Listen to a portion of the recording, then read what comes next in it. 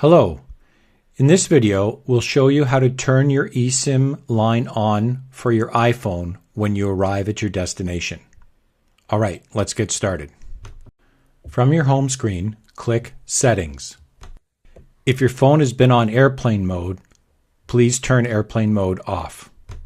Then click Cellular. Click on your primary line and ensure that it is turned off to avoid roaming charges. Then go back to the previous screen. Click on the eSIM line and then toggle the eSIM line to on. Then go back to the previous screen. Click the eSIM line again and ensure data roaming is toggled to on. Your eSIM line will then take a minute or so to activate on the local network, after which you will have a data connection. Thank you and safe travels.